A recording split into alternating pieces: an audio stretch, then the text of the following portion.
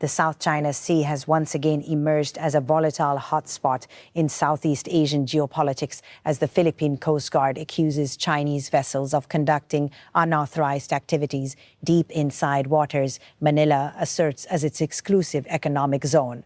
The situation has intensified over recent weeks, transforming what was expected to be a routine patrol into a complex confrontation involving surveillance aircraft, dozens of foreign ships, and sensitive regional power dynamics. At the center of the dispute is the Chinese oceanographic research vessel Kalayaan Island 33 and a large flotilla of supporting boats. Philippine surveillance flights detected the research vessel deploying a service craft near reefs and shoals that lie within maritime areas claimed by the Philippines, prompting Manila to issue repeated objections. The Coast Guard statement made clear that we will continue to challenge any illegal activities that undermine our sovereignty and sovereign rights, this declarati. On reflects a firm stance by Manila's maritime authorities, who view the presence of these ships as a clear infringement of their sovereign maritime rights and jurisdiction.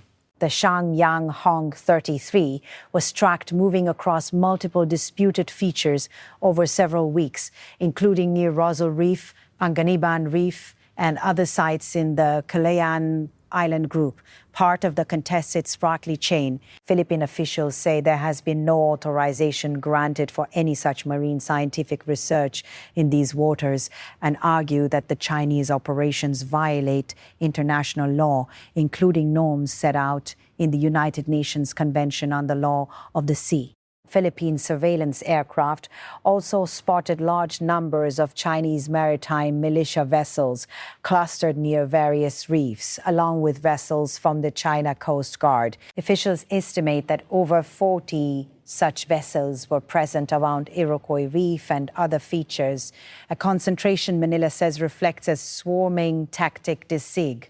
NED to assert control over contested waters. In response, the Coast Guard deployed its own aircraft and patrol vessels to monitor and warn the foreign ships. Philippine authorities say they issued repeated radio warnings to the Chinese crew to clarify that their activities were unauthorized and unacceptable under Philippine maritime law. The presence of the research ship and the accompanying flotilla has triggered alarm in Manila, where government and military officials fear that what is described as scientific research may also serve dual purposes, including mapping and data collection that could have strategic value for submarine navigation and undersea warfare.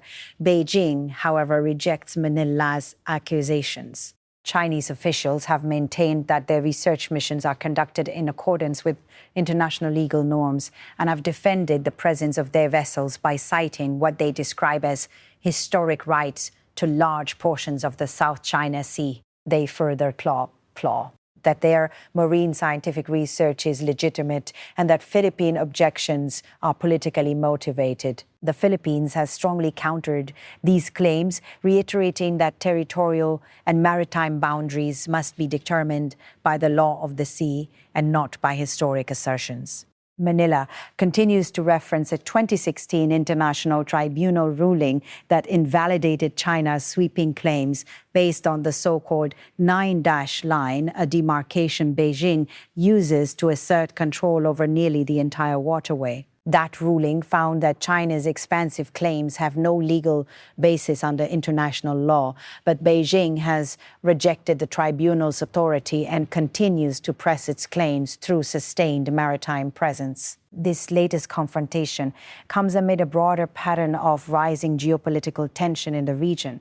Chinese naval and Coast Guard vessels have been observed operating near multiple features of the West Philippine Sea, including Scarborough Shoal, Ayungin Shoal, and Pag-asa Island, where military and paramilitary deployments are increasingly common. Philippine defense officials also reported sightings of People's Liberation Army Navy vessels operating alongside Coast Guard units in these waters during the past week, underscoring the strategic weight that Beijing is willing to project. For the Philippines, these developments raise complex challenges. Manila is navigating its relationship with Beijing at a time when the South China Sea dispute has significant implications for national security, economic interests, and regional alliances. The contested waters are believed to contain rich reserves of oil and natural gas and are also among the world's busiest shipping routes, facilitating trillions of dollars in global trade each year. Locally, Filipino fishing communities have felt the impact of the maritime standoff. There have been past incidents where Chinese vessels used water cannon against Philippine fishing boats, and community leaders have lobbied for greater protection of traditional fishing grounds. The Coast Guard has responded with increased patrols aimed at securing safe access for Filipino fishermen in contested areas, even as larger foreign maritime forces continue to exert pressure. The United States, a key security partner of the Philippines, has reiterated its commitment to upholding freedom of navigation and international law in the region through joint exercises, patrols, and diplomatic engagement with Manila. While these efforts bolster the Philippines' capacity to monitor and respond to foreign activities in its waters, they also add layers of complexity to an already charged geopolitical environment. Behind the headlines, the standoff in the South China Sea reflects deeper strategic competition between China and its neighbors, who worry that sustained pressure in disputed waters could alter the balance of influence in Southeast Asia.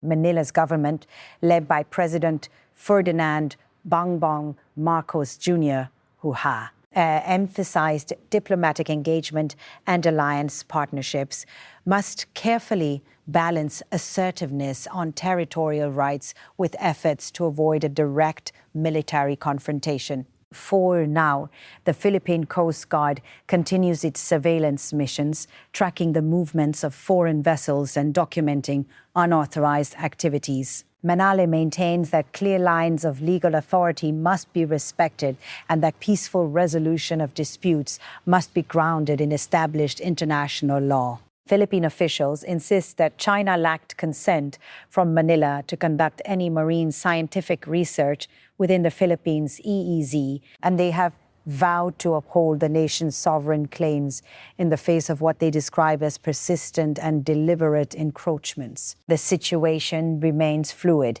Whether diplomatic pressure, legal arguments, or strategic alliances will diffuse the latest escalation is uncertain.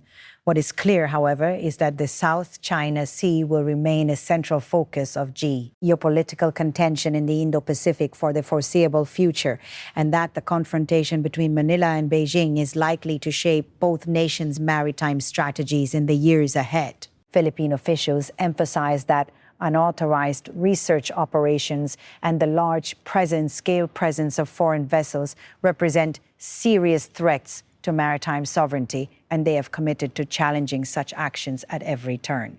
With tensions simmering and national stakes high, the unfolding events in the South China Sea illustrate the persistent fragility of peace in one of Asia's most strategic and contested regions.